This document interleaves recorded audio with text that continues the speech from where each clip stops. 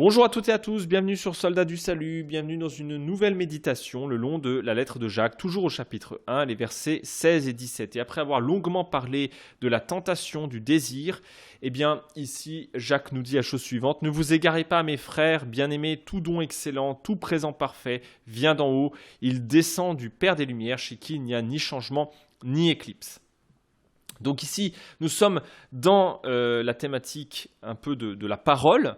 On verra ça plus précisément d'ailleurs au verset suivant, 18. Mais il commence par dire il nous rappelle que tout nous vient de Dieu. À commencer, pour une raison très simple, de ne pas nous glorifier nous-mêmes. En fait, de ne pas exciter cette convoitise, justement.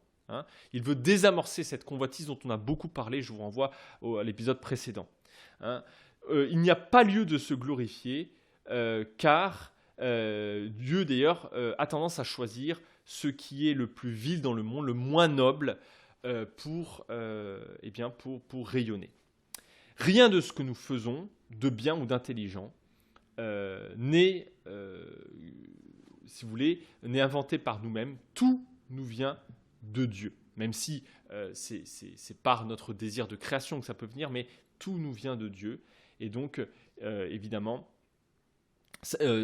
quelque part, Jacques nous rappelle qu'on ne peut se sauver lui-même et que Dieu est le Père des lumières, de toute lumière, même inconsciemment, même de lumière de gens athées, de lumière artistique ou intellectuelle ou de dextérité. Eh bien, tout vient de Dieu.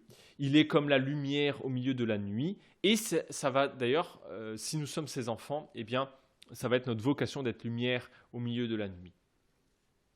Évidemment, ça fait écho au premier chapitre de l'Épître selon Jacques, et ça nous rappelle qu'il y a des ténèbres dans le monde. On nous rappelle en fait, de dire que Dieu est lumière, ça nous rappelle qu'il y a des ténèbres. Ça nous rappelle qu'il y a un monde qui est séparé, que Dieu aime, mais qui est séparé de Dieu. C'est pas parce que c'est des ténèbres que Dieu les aime pas, mais en même temps, ces ténèbres, Dieu les aime, mais ce sont des ténèbres. Et donc, automatiquement, on parle ici de combat spirituel et donc de tentation et d'épreuve. Et il rappelle qu'il n'y a pas de changement en Dieu.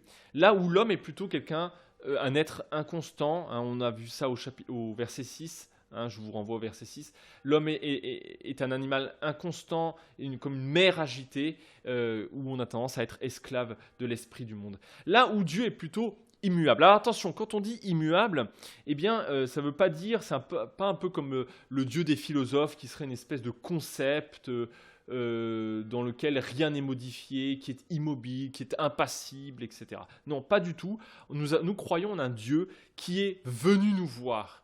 Donc qui est dynamique, si vous voulez, qui participe à l'histoire des hommes, qui suit l'histoire de son peuple, et même qui nous invite à son histoire plutôt. Ce n'est pas notre histoire, c'est nous sommes invités à son histoire, parfois même d'ailleurs malgré nous.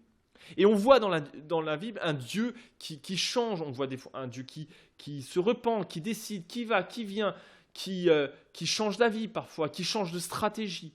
Mais en même temps, Dieu maintient sa parole, il maintient ses promesses qui durent éternellement. Il est le Dieu avec nous.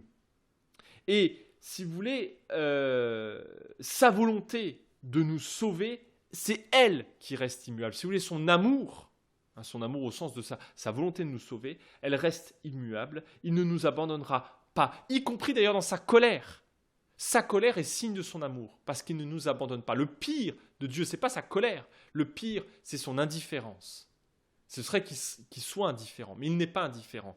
Dans son amour comme dans sa colère, il nous aime. Et il y a ici une invitation de Jacques à voir la centralité de Dieu.